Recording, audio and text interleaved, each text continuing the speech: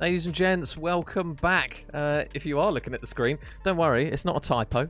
We are here with ACGL. Obviously, next to me, joining me, the most beautiful man in the north, Mr. Pablo, is here for something very, very different for us, Pablo. We're in a new realm of the world for this evening. Yeah, man, we are literally, I mean, I thought we were kind of international when we hit some of the NA stuff, but this is, I feel like an international playboy. We're globetrotting now. Yeah, so for anyone who is interested, we are playing in ACGL, and it's a hashtag C3ZA. It's community. 1 second, let me just quickly. Community Clash, that's the one, down in South Africa. And obviously, we've got a lot of new players to keep an eye on, Pablo, and obviously start noting down a few names. Our teams this evening, though, we can have a quick look at them. NordicGG up against PA Boys, and on the side of Nordic, we've got Rise Jumper. We're going to go with Triton and Icy Seb, and then the PA Boys are Raze. I think we're going to go with Arotis, Slime, and Zach. So a fresh new bunch of 8 individuals, Pablo, that we can obviously start taking notes on here, because fingers crossed that from what we've seen anyway from the South African side of COD, they're pretty damn stacked. Yeah, I mean, we've experienced, we've been on the wrong end of a few of the quite capable South African players, but yeah, this is, we love to see new players. We absolutely love to see new teams as well, and getting to the opportunity to stretch out to a distant land and being able to see just how these guys are going to bring the Call of Duty passion to the screens is going to be super exciting. And honestly, obviously, we've got absolutely zero experience of casting over these guys. So, I mean, does it get more exciting than this? This is exactly the way it should be. So, hats off for the ACGL guys for reaching out. I'm properly excited about this game. Yeah, so we're obviously same game, same maps, but it'll be interesting to see kind of how the South African COD is, if it varies, if we see a slightly different style of play. There's always kind of been that overarching comment that NA Call of Duty has been a lot more faster paced. There's a lot more action involved in it. We're slowly starting to see kind of that, I think, that kind of mindset change ever so slightly. I mean, the only games that we've really seen from the South African lads so far were Astra when they were playing in the ACCL. Obviously, those lads were playing on 200 ping, and they put up a hell of a fight against a very, very good team the last time we cast over them. And there's still a big chunk of change on the line for this tournament here, Pablo, in the ACGL. We've got a lot of money on the line. We obviously have quite a few stages as well. We're obviously starting in the group phases with, I think in this group, in Group 1, let me just quickly triple check that I do say the right number of teams. I think, if memory serves, we've got there's 7 in this one, I think. I will just frantically try and find it. What do you think? 5, 6, 7? Obviously it's broken down into there's a 4-week group stage, and then after the 4 weeks there's a 2-week bracket stage, with the second week being the kind of upper bracket kind of completion. So I think that's going to be about the 26th of June. So either the grand final is going to be around then, or the beginning of that premier bracket. So it's a long old haul for these guys as well, for the money they're going to be earning. So they've got a lot of Call of Duty to play between here and the 26th of June. Yeah, and from what I've experienced with South African COD, it's a very, very close community. Obviously, you've not really been in the RAF Discord a huge amount, but Miss Catastrophic, Sarah, she's always in the Discord now. Nogles, again, another female player from South Africa. They've got quite a big body of Call of Duty players running through South Africa, and obviously for us as neutrals, as casters, it's more exciting talent that we can look at and be like, maybe if they were to perhaps move to EU or over to NA, they could leave a dent, because we always talk about kind of EU players moving to NA and leaving an impression and being very, very good. I mean, you look at EU Challengers at the moment, it's arguably the strongest it's been in a long time. Kind of the representation of the Ravens in the CDL as well is very good. So we know all about that transition from one region pushing into kind of the big bucks into America. So there's not a reason why potentially we couldn't see the same thing from a community of players that, again, don't get a huge amount of spotlight shone on them. But we've now got a beautiful opportunity now for us from EU to be like, hello, we're waving the EU flag. We can also wave the South Africa one as well here. Yeah, I mean, you've got to consider that, when you look at someone like APAC, where there is only a handful of teams, maybe 8 really decent teams that are competing constantly against each other. They just play each other. And there's a good chance that South Africa are the same size, if not bigger and beyond, because obviously this particular organization reach out way beyond the limits of South Africa, and it's open to almost anyone on the continent of Africa. But obviously the South African guys themselves have got a pretty good community, so we've seen it before in the past in CWO when APAC teams like Mindfreak and Renegades would go over and play, and we get used to names like Fighter and Luca, and obviously Man of Chicken more recently, and players like that kind of quality. Well, I wouldn't be surprised, you know, give it a year, give them some support in South Africa, where we might actually, you know, potentially see some teams and some names start to come to the fore. So, you know, note these names down, because as much as they, you know, have only got their small pool to play in right now, they're definitely going to expand. Yeah, and just a quick shout out as well for all the new followers. Obviously, Rise, Triton, Tabby with the sub as well. Thank you very much, Tabs. Extensions, Icy with the follow, and Mr. Nooney as well, worthy of a Suey for the resub. Thank you very much. 11 months, Nooney. It's a very good look on you. Thank you very much, buddy. And Sea Queen with the follow as well. So thank you very much, guys. Enjoy your wine, Nooney. Yeah, enjoy your bottle of rosé, mate. Yeah, so we're obviously just waiting on the guys to get lobbied up. We are slowly waiting. I think just for one more player, I believe, and then hopefully we can get into our maps. But if we look at our map pool, Pablo, it's action-packed off the start. Obviously, not quite a double bocage to get us off the rip, but we've got a triple Tuscan to get us underway with this one. So the map that we always flag up as being the good middle ground to see kind of where these boys are at ability-wise and how they match up against each other. Oh, this is a wild map setup, triple Tuscan. I mean, it's great. You know, it's an easy one for both ARs and SMGs, so there isn't really an imbalance there. And obviously, you know, this kind of geography and the size of it is perfect for all game modes. So it's nice, and it gives us a kind of an easy entry into the South African community and getting a good feel for where these guys are. If we do get to map 4 and 5, I mean, equally as it's insane, we get like a super large scale kind of slower hardpoint map, and then straight into what is essentially, you know, TDM with bombs on Bocage Search and Destroy. So it's good. If we get to map 5, honestly, it's going to be such an interesting, you know, process to be able to see just how these guys handle it. Yeah, and Prezi with the gifted sub as well, the man who is definitely in the realm of helping out other regions, obviously with the new APAC and ACGL announcement.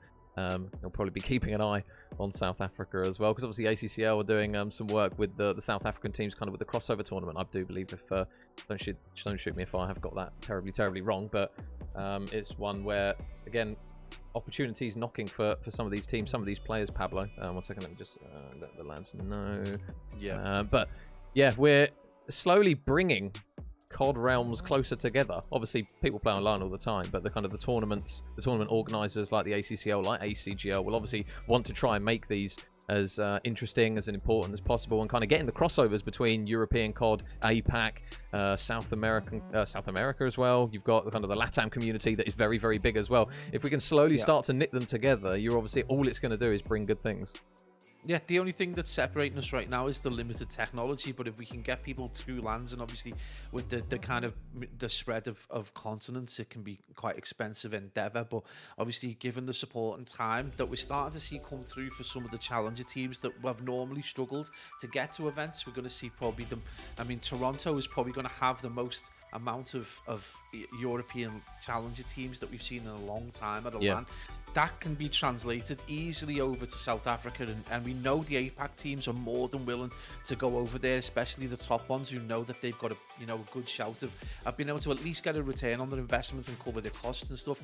And obviously LATAM have probably got it even easier with a much more direct route to America. So there's so many opportunities, but it is now just a waiting game and starting to, you know, exactly what Prezi's doing is start to develop these communities so that they've got, you know, not just opportunity to go to the States, but good opportunity within their regions to start. You know, you look at the challenges in APAC, and then they only get £1,500 for the win, and you've got to consider that's nearly the top prize for the ACCL Super League. The potential for them to be able to actually make it worthwhile endeavor in that country with that kind of support is really exciting. Yeah, and obviously it's got to start somewhere. I mean, I will be honest with you, I didn't realize the kind of the sub-Saharan African gaming community was this big. There is a huge number of people involved, following, fans, speaking to the girls from South Africa when they drop in the Discord. They're very, very passionate about cheering the players on. And when you speak to, I think it was one of the lads, his name escapes me now. When we were talking to him yesterday, we were like, oh, do you know this player? Random team, random player. He knew him instantly. Oh, yeah, no, he's good, blah, blah, blah. So they obviously it's been something that has not really just appeared out of nowhere. This foundation for the opportunity has been there. It's just making other people aware of it, which again, like we talk about EU, it's like, hello, we are here. We've got very good players. All the groundwork is done. It's just a case of promoting them. And obviously for us, we get attached to players, to underdogs that look to try and make upsets here. And it wouldn't shock me at all if after a few games in the South African scene that we start to kind of get our teeth into players that we really like the look of, ability wise, kind of. And also, although it's weird to say, when you watch players play Call of Duty, they do have a personality within the game. We talk about, I mean, one player that springs to mind is Mel with the sub. Thank you very much, Mel. Beautiful gal. Hopefully see you in Newcastle, Mel. And Mr. George with the tig old biddies. Thank you very much. But we've got excited over certain players on the way they play. Bearish Corey, for example, is a player that I knew nothing about before Vanguard. Yep. And his play style, his personality that he brought to the game was so refreshing and so good to see. And it wouldn't shock me at all if we start watching some of these South African lads and how they play, and we have a similar reaction to them and thinking, oh, okay, I like the way this guy plays. Yeah, I mean, people seem to think that it's all very similar. You separate ARs and SMGs, but, you know, within your SMG category, you've got those kind of slower players that will take up positions. You've got your out-and-out aggressive players who utilize movement, and then you've got your kind of wiggly players who are just always just, you know, you see their bum cheeks just go round the corner because you can just never get picks into them. So each player, you know, when you get a time casting over teams and players, there is a point where you kind of get used to their individual personalities coming through as a player. It's really interesting sometimes. So it wouldn't surprise me if we do start championing the South African scene very soon. And I'm just super excited to get into this triple Tuscan and just to see how the two teams shape up, how they approach. You know, so obviously when you don't get access to the very, very top level teams in the world, you know, it's going to be interesting to see how they strategize, how they support each other, and, you know, how they apply, you know, the trades, their understanding the mechanics, how ARs support SMGs in different situations. So it's going to be interesting just to see how they shape up in terms of what we're used to casting over at kind of like the higher level. So I am proper excited for this, because this is obviously just a good opportunity for them as much as it is for us to get to be, you know, that bit more international. Yeah, and just a quick shout out as well, because we have to do it, because the love at the moment is ridiculous. Mel's dropped a 2 gifted. Tabby's gifted 5. Thank you so much. Beautiful female players. You love to see it in the COD scene. And Ben as well with the tier 1 sub. Thank you very much, guys, for showing your support. Hopefully we can get this series underway. I think the guys might be having just a couple of lobby issues. And for any of you guys who obviously are just kind of jumping across with us from the EU scene and from what we're used to seeing in NA, this is what our teams are looking like. NordicGG up against PA Boys. Obviously new players to keep an eye on and get passionate about, but I think we might actually slowly be loading in. So obviously, fingers crossed, everyone is on the right sides and going, because I think we had a lobby glitch where I couldn't see anything that was going on, but hopefully we can get it underway. I think there might still be some technical issues. Yeah, but it wouldn't be Vanguard without technical difficulties, would it? I think, yeah, the lobby has just been chalked and restarted. So hopefully we can get in towards map number 1, which is going to be a Tuscan. So for anyone who is new and wants to keep an eye on what the maps are, Triple Tuscan, Berlin, and a Bocage, and Mr. H as well dropping by. Harry, hope you're well, brother. Hope you're very healthy and well. Hope Mrs. is all good and the family. Thank you very much for dropping by, mate. But we're ready to go. Pabs, Tuscan map 1. It's a map that we I think everyone bangs the drum about Tuscan of just being a very, very good Vanguard map. A lot of people have complained about kind of the quality of Vanguard maps throughout the game. But Tuscan is definitely one that if you don't see it in a series, it's a case of, it's more shock than anything if you don't see a Tuscan at least one, because it's usually just that balance, I think, that both SMGs and assault rifle players do enjoy playing. Yeah, I think it's a fallback map for a lot of teams, especially, you know the very top echelon will pick the more awkward maps, your Desert Sieges and your Berlins, and I do occasionally see a Bocage thrown in for good measure. But yeah, Tuscan is very much that kind of fallback map. I think teams got used to it very quickly at the start of the Vanguard season, and we're just able to kind of get the heads around it. Obviously, that and Berlin, very similar kind of in the Cold War map sense, but Tuscan probably going to come away. I think when we look back in a year's time and still mock and ridicule Vanguard, we will probably look back fondly on Tuscan as being one of the better maps. But yeah, again, in what has been a shocking map set. It is definitely one of the standouts, although I'm pretty certain people will probably still load up Bocage every now and then just for a bit of dropping 40s and 50s. Is just so much fun. But yeah, again, Tuscan, just one of those more reliable maps, and it's brilliant for a caster. It's great for us because obviously you can drop into a Berlin as map 1 hardpoint and get absolutely destroyed, and it leaves us really nowhere in terms of being able to predict where it goes next.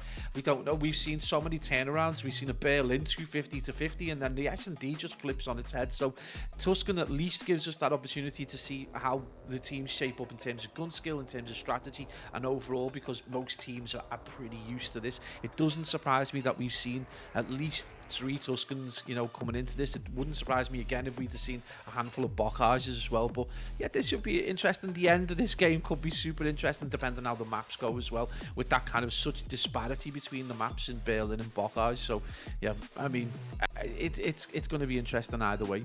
Yeah, so we are just still waiting on the guys to get everything underway. So I think they are just having connection issues and lobby issues, but it's nothing that we're not too surprised about. But I mean, could you imagine, Pablo, a nice little cheeky LAN event down in South Africa? That would be quite nice, wouldn't it? Obviously, that would be more than cheeky. I would quite happily have a Table Mountain LAN event. Would be great. Yeah. Let's get to Cape Town. But yeah, it would be definitely a beautiful trip right there. But I think we'd take anywhere. We just like LAN.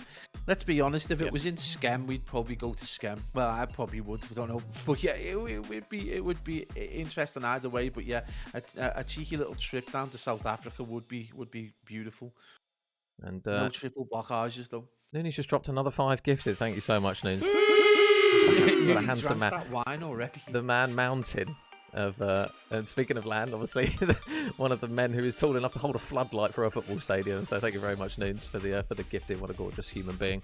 But I think the lads are maybe trying to do an alternative approach to, rather than just sitting in the lobby and starting it, I think they're trying to fire up the lobby and then get everyone to join in once the game has pretty much almost started. So I think that's what they're trying to do. So apologies, guys, for the delays, as you guys probably know the game was scheduled for about 15 minutes ago, but we should hopefully, fingers crossed, get into our map number 1 very, very shortly. And M7 says, what's ACGL? Well, it's a good example of things coming out of not necessarily nowhere, Pablo, but awareness. So for anyone who doesn't know, ACGL, or hashtag C3ZA as it is for this occasion and this set of Call of Duty, is a South African gaming league and gaming community. And I think, hang on, let me just stop myself to see if we're in. I think we're still missing 1 player, but it's yeah, opportunity, Pablo, for South African Call of Duty. So I think actually we might be in. No, we're not. They're restarting again. Sorry, I'm so keen on keeping my eye on the game rather than trying to talk to chat. But yeah, South African Call of Duty, for anyone who doesn't know, is pretty much what ACGL is opting to try and do here. I'm not quite sure what the guys are doing. I'll show you guys in game. I think they've just decided to crack on. I mean, everyone, as far as I'm concerned, is on the right side. They're still going on, and PA boys with a strong start right off the rip of Tuscan here, Pablo. Only 2 kills, but 25 seconds to show for it. Yeah, absolutely. I mean, we dive into this, and with a free abandon almost, and it is going to be PA boys on that less preferred side from P1, I guess, who are going to be taking a little bit of time, but it is going to be NordicGG just battling back, and you can see number 7 in Icy Seb, beautiful name right there, is just going to be trying to hold that back tank area and trying to keep his team within shouting distance of getting P2. He is going to get pretty much dealt with there, Major, as Mr. Slime manages to, I guess he slimed them out the back. Yeah, slip and sliding on Slime, as PA boys are now going to try and hold strong on this P2. You see Jumper is going to go up through the top of green, and he manages to get some shots into 1 player, and now Nordic, you see the blue arrows charging through. You've got Race just keeping his head down on the point, and he does manage to grab a couple of kills there. Slime's going to help him out as well. So this is now starting to look pretty comfortable in the early stages of this one. Nordic did a good job of getting a decent chunk of time back, but now going to rotate over towards the existing hill. There's still 25 seconds left on this, Pablo, and it looks as though both teams still throwing quite a lot of bodies on it, as Seb may be trying to make the big brain play and already rotate. You can see Race is already kind of 1 step ahead of him. Well, we've just got to say, Slime already on a 4 streak. He's double positive, and largely, I think it's his slaying power that's just allowed PA boys just to get that dirty little 40-second lead.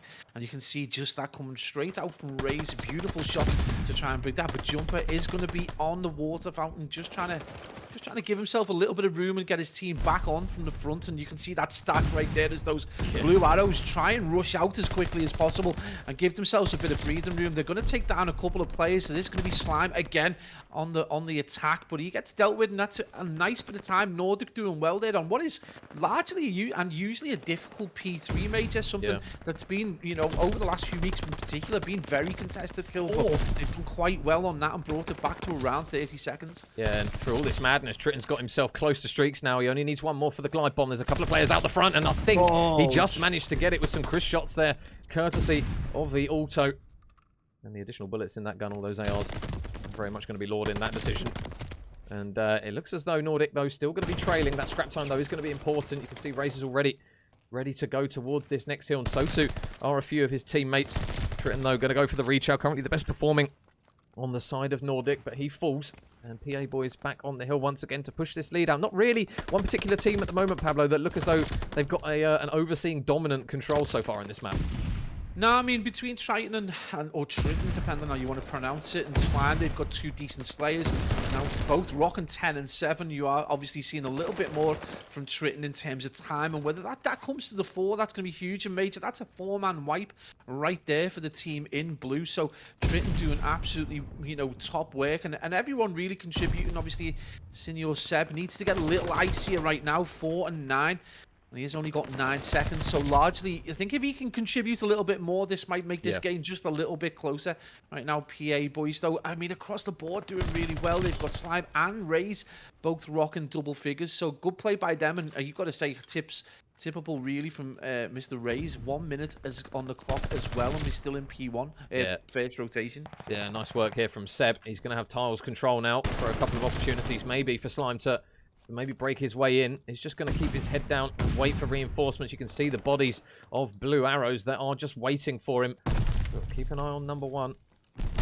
Zach might have an opportunity, or just a little bit windy. Tritton just going to get shot in the back, you would anticipate very shortly, by Rotis, who is now coming around the back, but he's not actually going to win it. Tritton with the reads, currently still the best performing on the side of Nordic. PA have managed to break themselves onto the hill, and Jumper just waiting before he is going to choose the time to strike. But meanwhile, Rise gets a double inside the hill. It looks like they're going to look to try and mop up the pieces. That's what Nordic do. 25 seconds left still on this hill. It looks as though PA Boys are going to work their way in to try and get what remains of the potential scrap time. Still got 15 seconds remaining. 1 through the door, 2 through the door. Oh, pistol. Oh no, and Arotis wins that one as well. So now we've seen a few windies so far, but at the moment, look at the score, Pablo. Nothing separating them. I mean, honestly, NordicGG, with the way that they've actually slayed out across the board and the way that they kind of responsibility for time across the board as well, I've got a feeling, you know, they should really be in the lead, but PA Boys just doing enough to give themselves in a little bit of an advantage. I mean, it's not much. Again, it is only about 20 seconds separating them.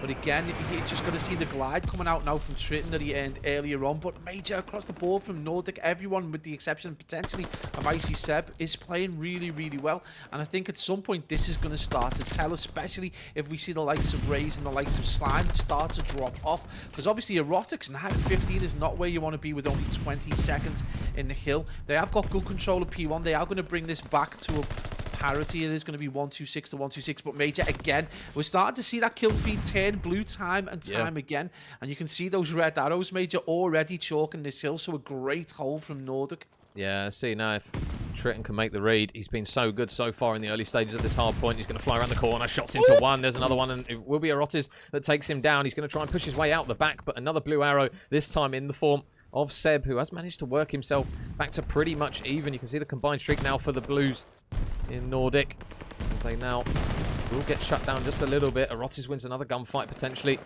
that he maybe necessarily shouldn't have. But PA Boys still starting to claw this one back. It feels as though every single time Nordic look as though they're in a position to hold a decent chunk of time and have a lot of control, Pablo, the PA Boys just will not let go. Yeah, I think they're just relying so heavily on their two players with just this horrific gun skill. It's so good. Slime and Raze doing so well, and Raze absolutely battering time as well. I think, again, if these guys aren't able to consistently keep this up, this could be a problem for PA Boys, but they have not taken their foot off the gas so far, and with everyone now approaching, you know, 20 kills, especially with regard to Slime and Raze.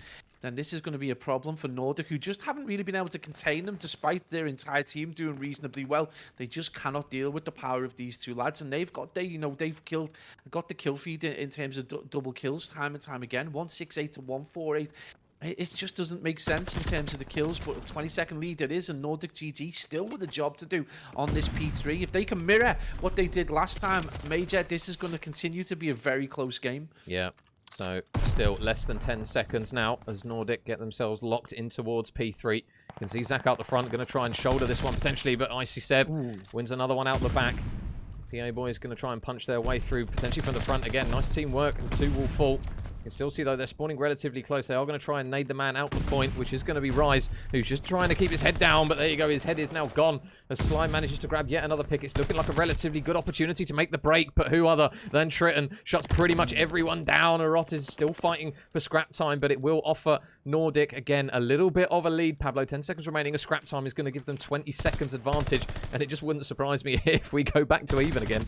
Yeah, absolutely. I mean, it's definitely on the cards right now, though. You've got to tip your hat to Icy Seb. He started off double negative. He's now 15 and 15. He's not grabbing any time, but he started to be a little bit of a thorn in the side of the PA boys. But again, these guys are just so capable and so, you know, kill hungry as well. It has been Triton so far, the start of the show. That is some huge numbers. Slime, though, straight behind him, 24 and 18. And this has been largely the story of this game is, you know, which player out of these two is going to come out on top. And honestly, I think the player that comes out on top is likely going to be on that winning side, because Triton at 28 and 18 has just been unstoppable. Major, first time we've seen the kill feed go red for a while, and they've got themselves a solid chunk of change on this P3. They're dealing with the players coming into field, so this has been a good P3 for them so far, sorry, P4 for them so far. And again, it's going to be 9 seconds separating these two teams. Yeah, nice bit of mopping up there from Triton, who is now ready to go for the next hill. And now we're going to see just a ever so slight lead change, 200 to 199 at the moment.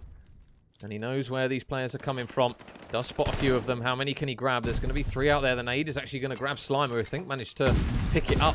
Unfortunately for him, realizing that it probably wasn't the greatest decision. They are just going to reposition and wait. And meanwhile, Rise wins a gunfight in mid-map. And now they realize where those players are spawning from. Can they get the kills? There's the first one through the door. Jumper flying around the corner. Can he get the second? No, the trade's a little bit back and forth inside this hill. But through all the madness, Pablo, PA Boys, they're not even getting a contest at the moment. And this time is slowly leaking in favor of Nordic. Yeah, it does look like they've finally broken in. A bit of a TK coming in for Slime. And you've got to look, Major, Raze's performance, 21 and 17 with 2 minutes 24 on the clock. You know, PA Boys do come away with this win. They really do need to be buying that lad a pint, because that is an incredible performance. But across the board, Nordic have just been playing really well. A nice 2-piece from Erotics, though, is going to potentially give Nordic that little bit of opportunity to contest. But you can see already, Major, the fight is going to be going down to P1. And the question is anyone going to be able to get a control in this third rotation? The kill feed, Major, is going entirely the way of NordicGG. Yeah, well, one man they've got to go through is the man that is steaming through PA Boys at the moment. Saint Rays is going to manage to get the pick onto him, so Triton going to be coming off the spawn. They're not going to have their heavy hitter, as he is now just arriving a little bit late to the party. But Rise, meanwhile, is watching over the front of the hill. He does spot Zach as well and manages to keep his head down. So now they've got to go. Balls of steel there from Rise as he just throws himself at those few players. Zach's going to take down one. He's looking for another as well. This is a big moment for Zach as he gets 2. Zach can't quite get the third, though. They're still alive on the hill. And NordicGG will take map number 1, but not exactly a very one-sided affair, perhaps. Very close between these two. Mate, we love Tuscan for this kind of game, and 250 to 213 tells you everything you need to know. A closely fought contest, but really the team that kind of slayed out across the board that didn't necessarily rely. I mean, Asay didn't rely, 35 and 23 with 26 non-traded kills. Does tell a different story, but you know, all the team chipping in with some big scores, and again, good time. But you really got to feel bad for Senior Rays. He put in an absolute performance and I mean, he was a hill kit and a half, and not able to be on the winning side. Plenty of time, though. We are going to be heading into a Tuscan S&D, and we know, Major, just what a juxtaposition we can find ourselves in Call of Duty terms. When we get to this kind of like map 2, it's insane how things can change. Yeah, so we are just waiting on that one to get underway. But yeah, one man, Pablo, that already a name that is appearing for us, obviously, in that one was Triton or Triton. Apologies, how he prefers to have it pronounced. But yeah, he was a very, very big hitter on that side. If he didn't have that map, they're probably not taking that one. We obviously flagged up Slime as well on the lads of PA Boys. He was putting up the big numbers for them for large periods of that map, and you fear potentially for Nordic if we have a similar kind of set of maps where he's still doing very, very well. Slime on the side of PA Boys, this is if they've not got Trip firing on all cylinders, they might struggle potentially with a bit of slaying power, because they had phases in that game, Nordic, where they were getting battered ever so slightly. It felt as though they were also having moments where they were winning a lot of gunfights, but they weren't getting necessarily a huge amount of time. I mean, when you've got a man who's dropping, did he get 40 or close to 40? At 30, least 30. I think it was 35. Kills, yeah, so 26 and untraded. Yeah, so when you've got a man dropping numbers like that, you would anticipate there's a big chunk of time to go with it. But it just felt as though at moments that we saw Nordic, they just had kind of hesitations to get bodies on the hill and kind of offered PA Boys a way in, because we saw it from the aggression, especially towards the later stages of that. PA Boys, they're not shy of throwing bodies at the hill. Yeah, absolutely. I mean, it was a kind of a mess at the end in that very final P1. But you know, look at that first rotation. Nordic didn't really have an answer to the aggression coming out of PA Boys. They had two players in particular, in Slime and in Raze, who just absolutely dominated the very first set of hills.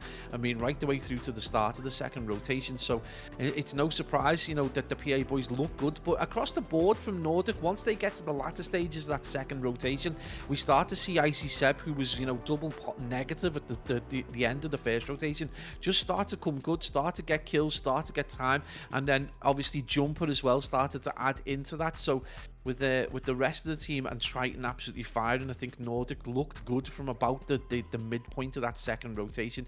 And again, I think the other problem for PA Boys is the other two players not necessarily being able to chip in with either time or kills, just held them back from being able to potentially just, you know, take power through and just continue to take the lead and then see the game out.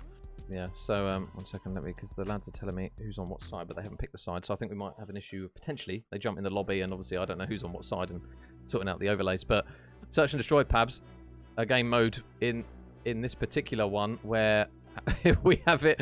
Map 1, one team can look very good. Map 2, the other team looks very good. Yeah. So we hold our hands up God knows how many times in this one to be like, right, okay, well, it's an opportunity now for the PA Boys to come back. Burned so many times. Yeah. We've had, you know, not just this complete turnaround of, like, you know, one team that's absolutely slacked in the first map has gone absolutely the other way and just been destroyed in the second. We've seen teams destroy, you know, go 5-1 and then be turned, and it's been a 6-5. So we've gone from planting flags, making predictions. There is no more of that in Vanguard. Hopefully we might get that opportunity back in Modern Warfare 2, and we might see some settled and more predictable play. But right now Vanguard still, you know, it's great for casters and great for viewers, maybe not so much for players. But it's going to be interesting now to see who's the furious out of these 8 players, who's the big S&D brain, who's going to be potentially going double figures. And, you know, PA Boys obviously need this more than anyone else. Yeah, and we are now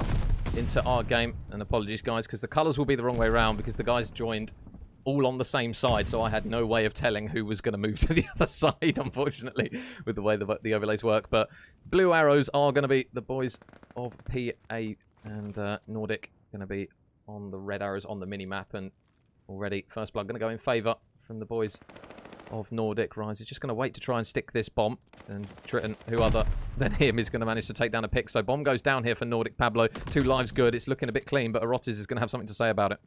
Yeah, nice first blood from Triton. Not that unsurprising. Erotis is going to get himself a 2-piece, though, and bring things back to parity. It's going to be down to Senor Reyes and Erotis up against Jumper and Icy Seb, and that's going to be huge as Senor Seb manages to keep the ice in the veins, and he's going to make it a 2v1. And Mr. Reyes for PA Boys has got a ton of work to do and not a lot of time to do it. He's going to need this pick and more. And only 16 seconds left on the clock.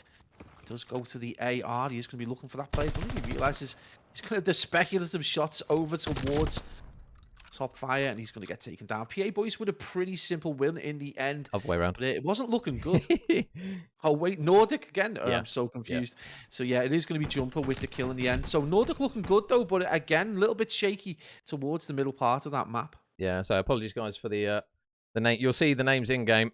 Oh, sorry, for the overlays. I'll put them the right way around with the graphics over the top, but obviously when it says the round win goes to PA Boys, it's not. It's going to be Nordic that win the round, just because the lads all lobbied up on one side and then switched mid-game because I think they were having lobby issues. So unfortunately, we're going to have to work with what we've got. But clean round on the board for Team Pablo that are looking to try and obviously push this one out to 2-0. So if they can obviously get map 1, map 2 under their belt, then you could argue looking like a consistent team across 2 game modes, because we're still in a position where we can't obviously make our minds up just yet. You don't want to sleep on PA boys before map 2's even really got started. So it's an opportunity here for Nordic to kind of dominate maybe map 1 and map 2, or PA boys to try and claw it back. So yeah, big job on the hands of Jumper, but yeah, absolutely right. We can't really make any real good judgments right now, especially on PA boys. Map 1 was so super close.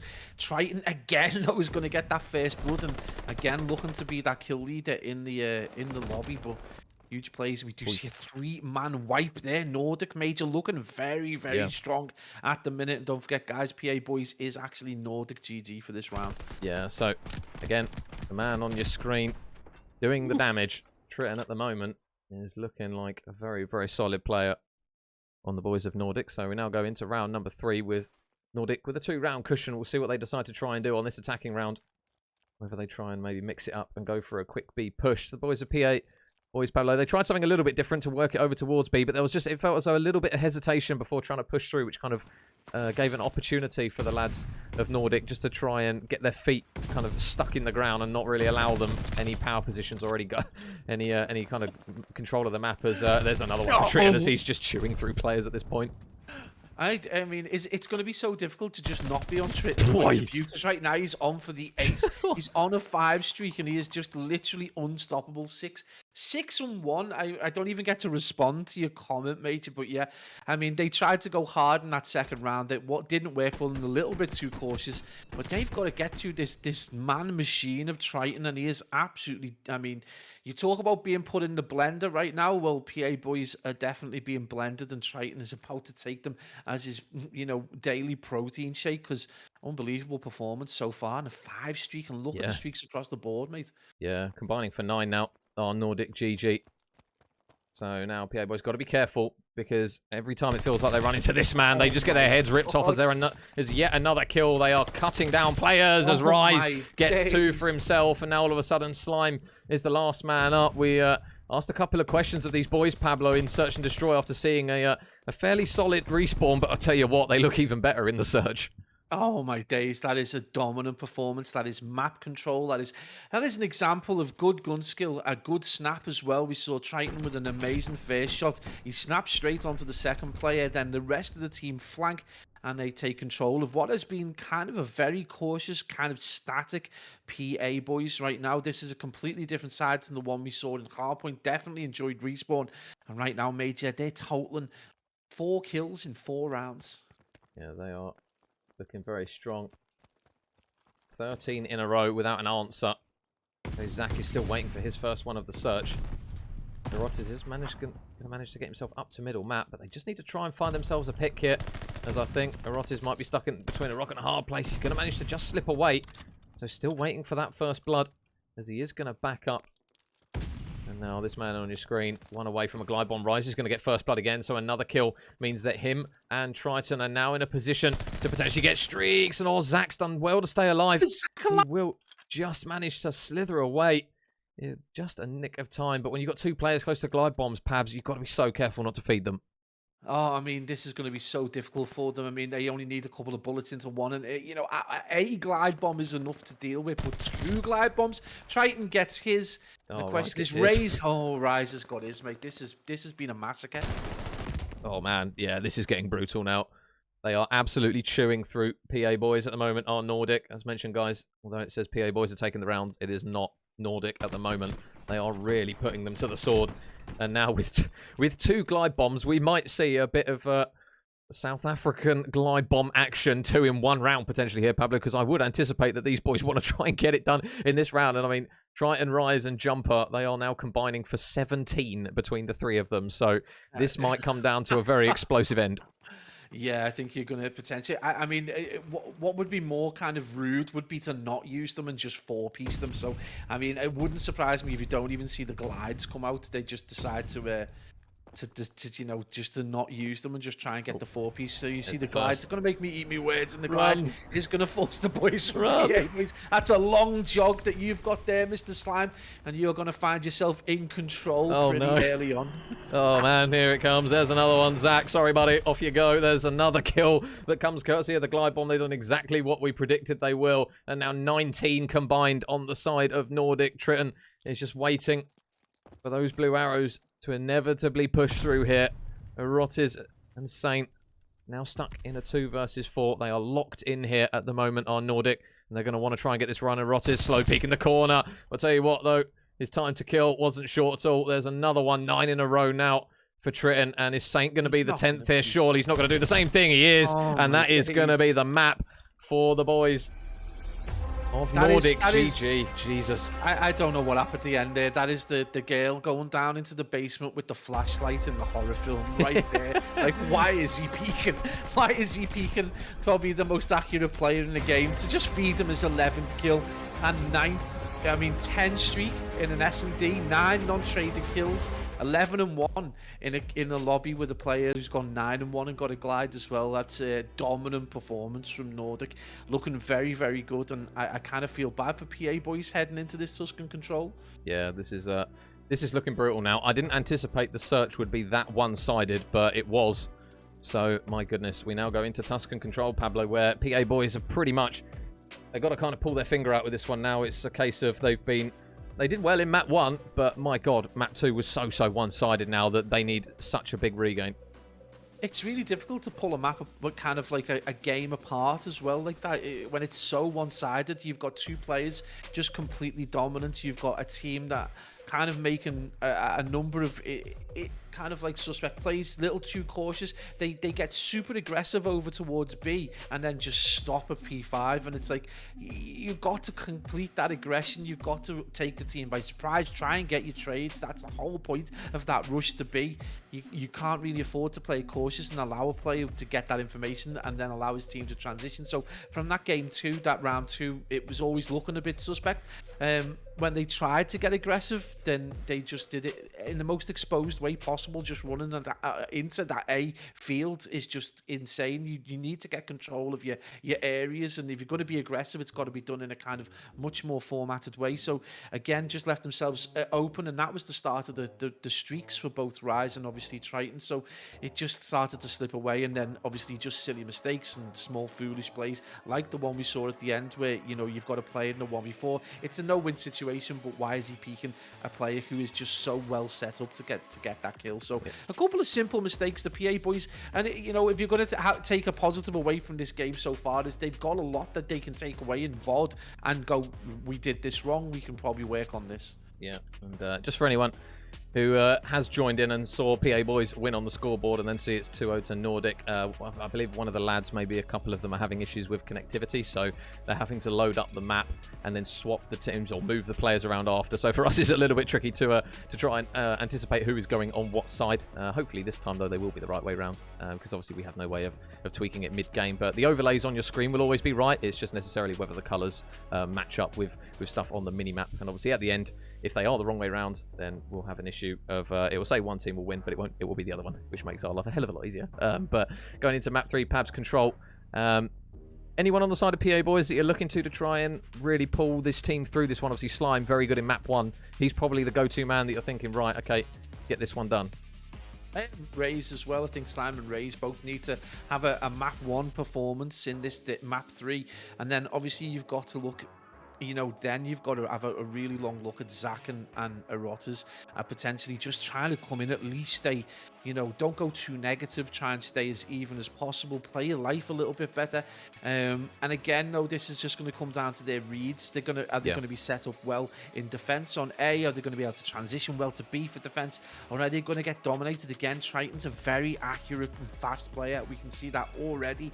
And a player like that could dominate a control very early on. If you consider that he was able to snap on 2 players so quickly in an S&D that's normally cautious, when you go into a more open environment, tournament like Control, if he snaps on 2 players and then they drop the other team, that's kind of chalked at the earliest possible time. So there are a number of issues right there. So PA Boys just got to step things up. The 2 players that we've talked about in terms of Slime and Rays, you need to have that map 1 performance. Erotics and Zach just need to chip in.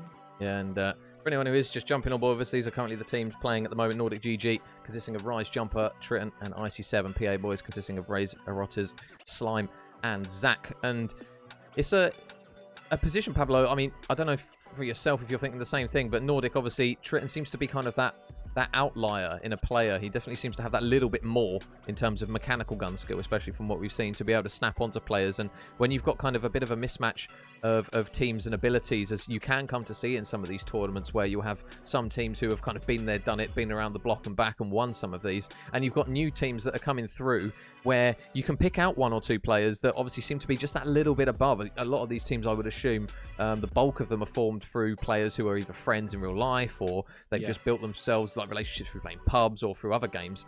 So you can come to expect some of these teams have players that have that one outstanding player that might not necessarily know they're very, very good at COD and have an opportunity to build their way up. And at the moment, at least from what we've seen, kind of Triton and Slime, the 2 that we can pick out from both respective teams, definitely seem to be those outstanding players. But I mean, we don't know a huge amount of the teams. It could be their first, second season potentially.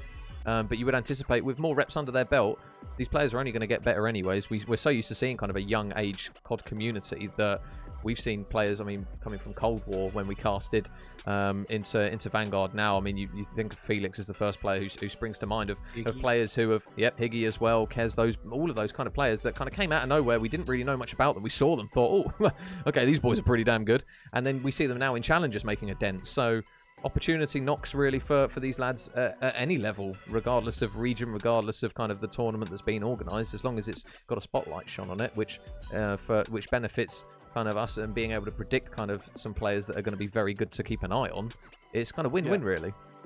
I think this is our real only opportunity that we get to really see players like that. And obviously Triton being that standout player, not just with gun skill, but his positioning seemed solid as well. So he was able to get, picks that the other players aren't getting because their kind of game knowledge isn't maybe as good as his. But again, we kind of are out the loop on the guys watching this probably know more about the players coming through than we do at times, because obviously they'll see them in CMG, they'll see them in Chals as well, they'll see them at that kind of the more pressured level, a more private level as well.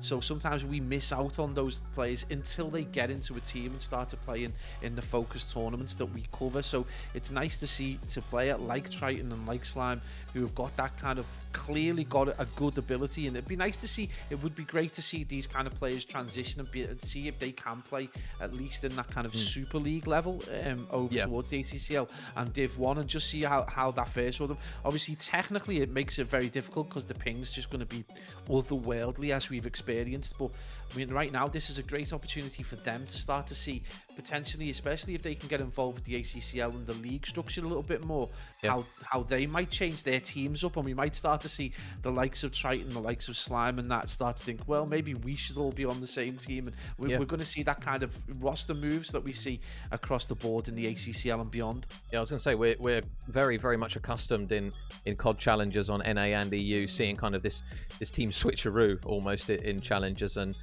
like you mentioned, if you get that kind of that one outstanding player who then spots, oh, okay, the fella on the other team is shooting back pretty damn well as well, or putting me in the blender, you kind of, that relationship and that kind of that mutual respect of ability then builds, and then like you say, you kind of get these teams that over time start to form together. Obviously, like for example, the lads that were the Sensei Baby roster, when you had Kezi, Scotty, Scooty and Higgy, they've now gone kind of their different ways. And that they were so good in Cold War, but now we're in a position where they've gone their different ways. They've got new groups of players that they're playing with. Obviously, we've seen Higgy probably Higgy, I suppose, is the player that you would point your finger at to say he's being given the biggest opportunities. He's obviously played with Luke, played with Snake, and Johnny W. He's really put himself out there as a player who's been given the big opportunity to maybe try and push his level up, and we've seen it. He's improved incredibly since we started seeing him play in Vanguard, and he's had the opportunities. He's taken some of them, obviously with the exception of the Sheffield Lamb, but I know he's obviously going to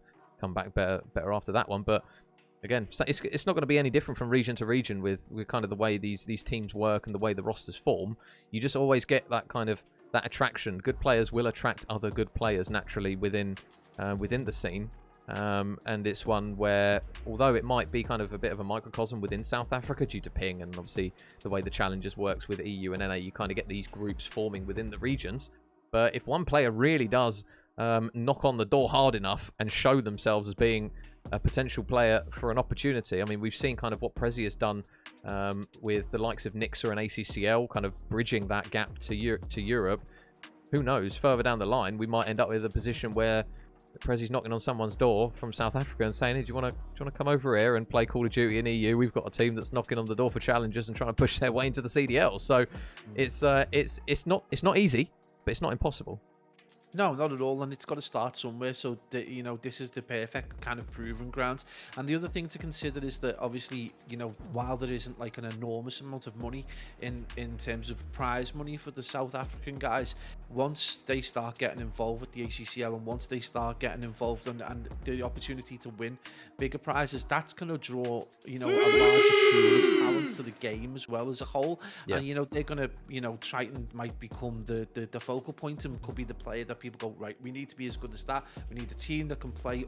We need 4 players to play like that, and it just becomes like a completely different kettle of fish. But it's got to have a starting point, and right now it's nice to be kind of like joining in with them on what could potentially be the genesis for a really. I remember back in the day, actually, there was I'm almost certain a South African team did play at a major in America, or it did something similar. I can't remember whether it was Paris or somewhere, and it was like largely it was considered a joke. They got absolutely steamrolled. They played the CDL style teams and got steamrolled. So this community has been rocking Call of Duty for a while. Yeah. But yeah, this is just a nice opportunity, I think, to be at the ground level for what could be a nice little, blossoming kind of community for them in terms of the opportunities that may be open. And I think kind of having the infrastructure there for the players to partake in these leagues is so important. I mean, we look at kind of the impact that, speaking from the European side, ACCL has had on Challengers Call of Duty since it was formed. I mean, before, it was a case of you had the top 16 teams filled with players. They would literally just scrim each other. They'd only play each other. They wouldn't play anyone else. And not many people knew even how to kind of get involved with Challengers Call of Duty. And now we're kind of entering a position where these big tournament organizations, ACGL, obviously a really big following. They're building the boat to get all of these players onto. So at least they have a destination where somebody can say, this is the path you can take if you want it. So we've now got a position with European Call of Duty with ACCL where we're seeing these top Challengers teams playing other teams as well that necessarily wouldn't have even had a clue about Call of Duty Challengers, say, at the beginning of Cold War. So it's beautiful to be able to see kind of that scene blossom, and I would anticipate here, obviously, we've only had a sniff of South African Call of Duty in the early stages here, but you would assume it's going to be pretty much a similar picture in the opportunity is there. Players just need to kind of get on board with it, identify it, and us as casters and people who are fans of the game just need to kind of shine a light on it, try and blow it up, try and expose it for what it truly is. Well, without getting weird and mathematical, I'm sure there's probably a way to identify that, based on game sales in South Africa, and then based on what the general percentage of competitive players that have bought those games, you'll probably be able to work out roughly what the community could be. The ACGL has around 1,000 people in its Discord, but they play kind of Valorant, Rainbow Six, Rocket League. They play a plethora of esports. So again, COD just forms a small part of that. But again, the reason that there'll be a small part right now is because obviously there's not a huge amount to play for. So once that changes, I think you're going to see that shift over to potentially, want more players and more gamers wanting to play Call of Duty from that area. So again, it's just waiting to see what happens and how it plays out. And this is a perfect start in terms of jumping in on one of their tournaments. The website, guys, if you haven't seen it, is beautifully laid out. In fact, when you get sent the link, you get maps. given the maps. The link, it's insane. It's crazy. I'm sure I'm sure in a couple of years' time, when the money's like thousands and thousands of pounds, you'll have teams like, no, don't say what maps they are until like 5 minutes before the game. Don't want anyone scrimming maps beforehand. So, but right now, it is it's pretty easy for the caster point of view that we have got that kind of access to the information. But the website's really nice and it's dead straightforward to use. So again, if you are in South Africa and you're someone interested in playing Call of Duty who's not, or you are not involved in a competitive scene, then absolutely rock up to the ACGL website. It's legit, and obviously a good opportunity in the Discord. Again, another good opportunity to get involved in that community. Yeah, I say 100%. Even like just from a kind of a small perspective for casters, just seeing the lads do vetoes and then you get a little graphic of maps, and it's beautifully laid out. I mean, we're used to kind of everything being done through Twitter DMs or Discord. So it's very, very well laid out here from ACGL, especially in this hashtag C3ZA kind of organization and tournament. The way it's been run. So if any of you are involved in this and you don't have a look at the website, make sure you do, because it's very, very well run, very well established, and this is kind of what we want pretty much every region to be, I suppose. Pablo is kind of in a position where everything is not automated, but there's a very, very good system in place for players to get involved. There's a lot of awareness around it. Let's say we talk about kind of players not even having a clue. There's probably a player somewhere in rank play that's very good at Call of Duty, but doesn't know anything about it or how to get involved. So that's why we always bang the drum of let us get in the games, let us cast the games, let us showcase what these lads have got on the broader picture of things, because you never know, you could have the next Scumpy just chilling at home watching a bit of Twitch, and then all of a sudden thinks, oh, ACGL. But you laugh, like when I got kind of hooked on Black Ops 2, and then when Advanced Warfare came out, I was hooked on that. I didn't know where to go to play competitively. I had no idea about the structure. I ended up playing with Americans and I already complain about ping as it is. But can you imagine how much crying that I did back in the day when I ended up having the only competitive games I could get was against Americans with American teams? So again, just that little bit of information, it's almost a replica. You know, you look at the South African scene, you look at LATAM in very similar situations, but the difference is that they have got obviously Discords available to them, and they've got websites like this available to them, so that they can kind of become part of that community now. So that is quality as well. They don't have to scrabble around like I did, looking on shady websites like so many years ago, trying to find a team to play Advanced Warfare with. So it's a totally different kettle of fish. But obviously, if you're just rocking around ranked play, you won't necessarily know where to go. So definitely, you know, if you have stumbled across the major stream in some way, then ACGL if you're in South Africa, and obviously ACCL if you're in Europe. So there are plenty of opportunities to potentially get involved with the community and start to show the people what you're worth. And if you think, once you enter that community that it's impossible, there's so many divisions, then again, we can only tell the stories of the players that came in and started in Div 3, Div 2, and now are playing kind of in that kind of challenger level. It's crazy. You only have to look at the percentages from Prezi that about ACCL players that have taken part in challenges and have got through to top 16, top 8. It's wild. Yeah, and another thing as well, Pablo, the chat will probably correct me if I get this very, very incorrect, but I believe there's a thing in South Africa which Eddie is mentioning about load shedding, which I believe is to do with electricity, if memory serves me well. I know Sarah was talking to me about it, Miss Catastrophic, where they have cut-off times for electricity in South Africa. So obviously they have a big system in place with substitute players, because certain areas have to turn off electricity at certain hours in the day. And he's mentioning that one of the players, so they are bringing in a sub, because his electricity is getting cut off in 5 minutes time. So it's they've got circumstances which, when you look at it, in his house. What's that? The whole of his electricity in his house. Yeah, so I think that's the way it works. Yeah, so they shut off regions in South Africa of electricity to obviously help preserve it, because of I don't know the ins and outs and the details of it, but because of obviously shortages and issues with it. So they have to have cut-off points for certain regions. So I mean, for us, it's we look at it and think, we think, oh, there you go, wrong button.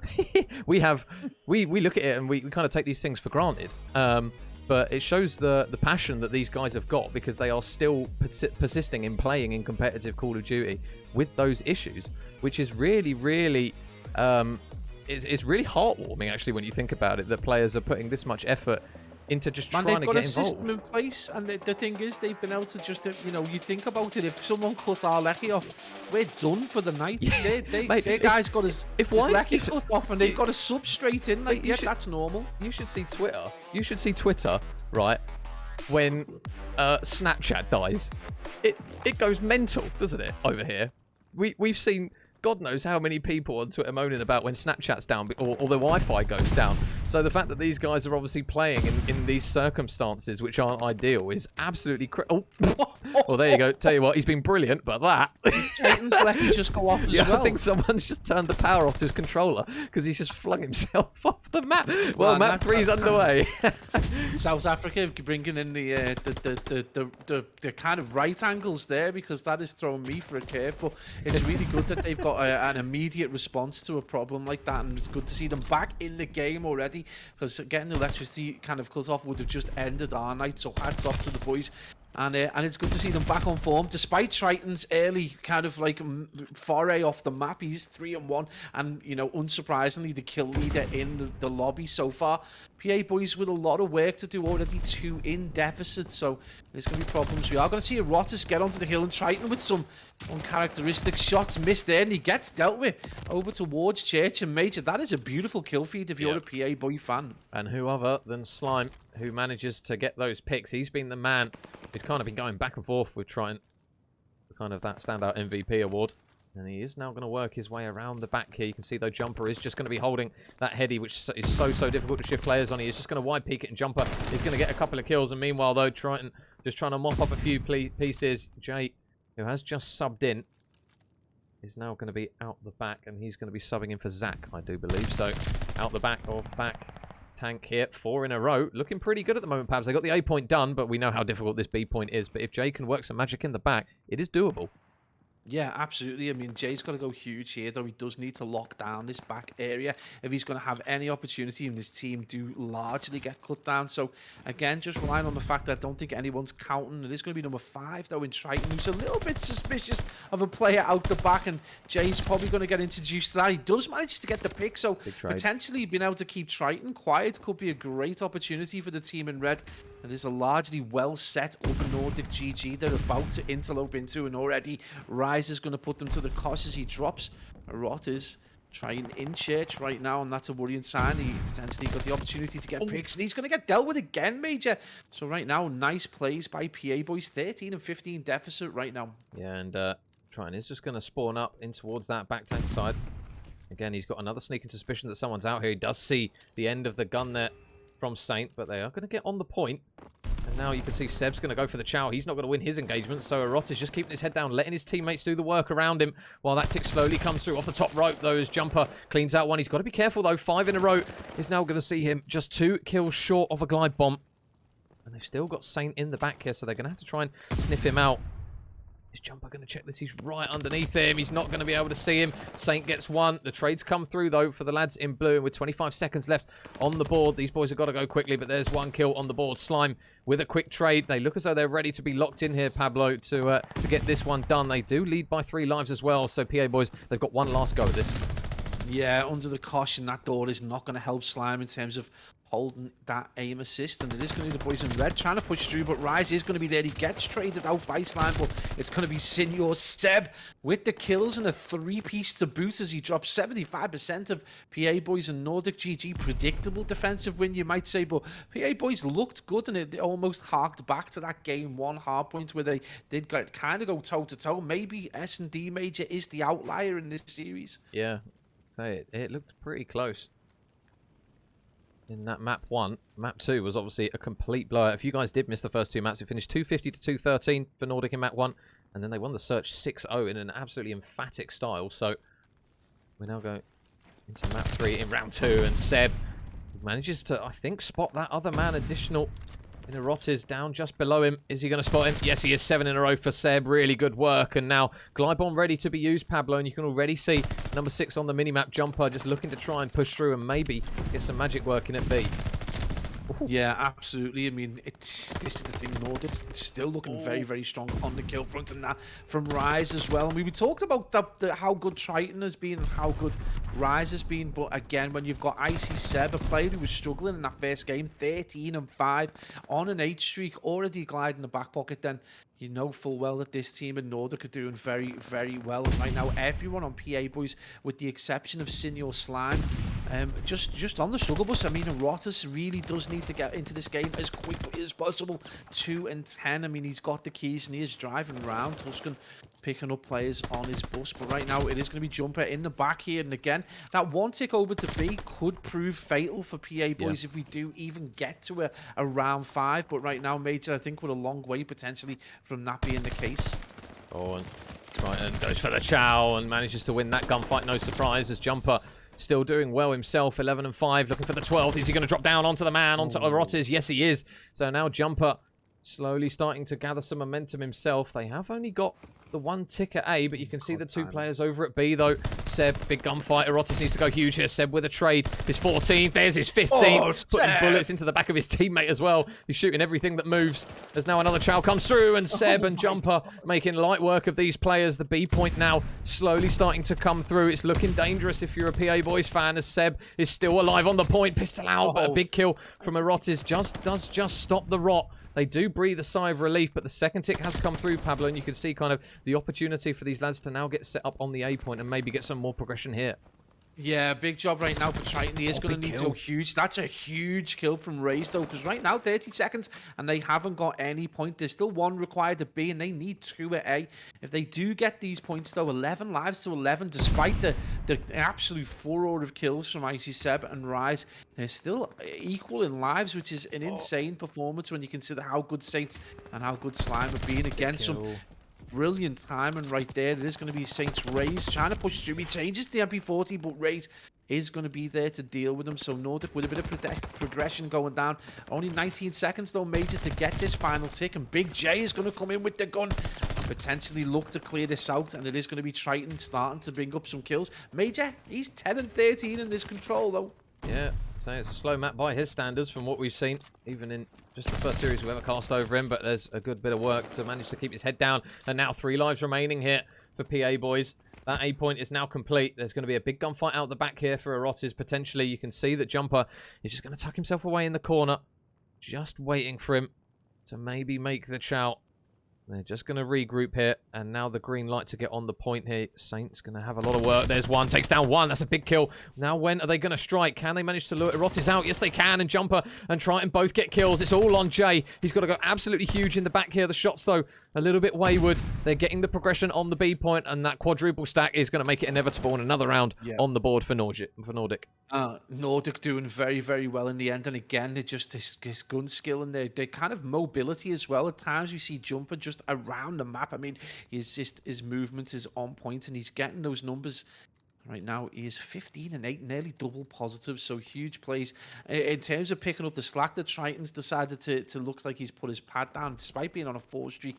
And Icy Seb as well, proving that the veins are indeed cold as he drops a 17 and 13. And it is 2-0, and it is going to be the boys in blue on the defense. So this is the last possible time in this series the PA boys have potentially got an opportunity to bring this back. And they are going to push right the way through to B and do a hell of a good job of getting onto the kill. But they've still got to deal with 2 very saucy players in Rise and Jumper. Oh, they're all lining up for Jumper here. There's a second. His teammate in Seb is going to help him get the 3rd. And although it looked like an opportunity for PA to try and get on that B point, Jumper has just been absolutely immovable over towards this side. And again, the duo of him and Seb have been doing absolute work over that side of the map. Erotis is going to manage to sneak through. You can see where Triton is, though. What? Aura J, though, big brains, manages to spot him, gets the pick. So they are stopping the timer, Pablo, but at the moment, Nordic, they are absolutely slicing through them in terms of lives and kills, because Icy Seb is really showing up now. I mean, it's no consolation, but right now you've got to potentially, be grateful that Sack's electricity went out, because Jay has had some big kills, 11 and 16. He's still, you would consider to be struggling, but some of the kills he has got has been, absolutely huge, dropping Triton then.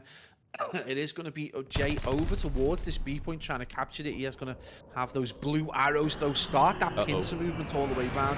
Senor Seb is going to drop that glide straight onto the bonnet of Senor Erotis. He falls, and he is going to potentially, it's 15 lives, plays 22 Major. They have got ticks over towards A and B, though, so plenty of opportunity still to bring this round back. Yeah. Oh, the heady there for Jay is just going to prove the more dominant position, as you come to expect, as he gets a second kill as well. So good work from him. And meanwhile, Saint is doing a little bit of work over towards the B point. He is going to take 1 man down, so now they only trail by 3 lives. He's going to get on the B point quite quickly here. He doesn't have a lot of help near him. Can he manage to get a couple of kills at least here for some trades? No.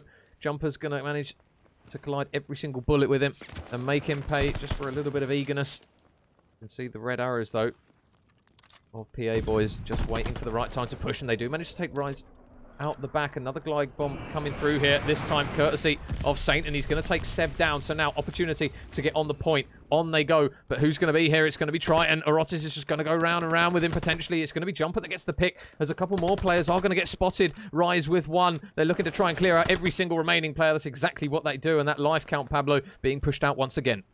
I mean, ultimately, Major, this game, you can be as complex with the strategies as you want, but if you kill more players than the opposition, you tend to do quite well. And right now, that has been the story for NordicGG. Oh, man. Time and time again, just had a player or another go absolutely off. This time it's Seb and Jumper. Previously, it was Triton and Rise. So Nordic proving that they've got very capable four-piece right here.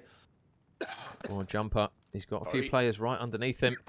Jay is going to get some help courtesy of his teammate, and Saint might make the play here because there's a few players around. Drops Triton. Stack the point, boys. Get on it. We say it all the time. Can they do it? Saint and Erotis both on it. It's now going to just be Saint last man up as those blue arrows are going to start flooding him out. They've only got 4 lives left now, PA boys, to keep their hopes alive in this series. There's one for Slime. Can he get a second? Not quite.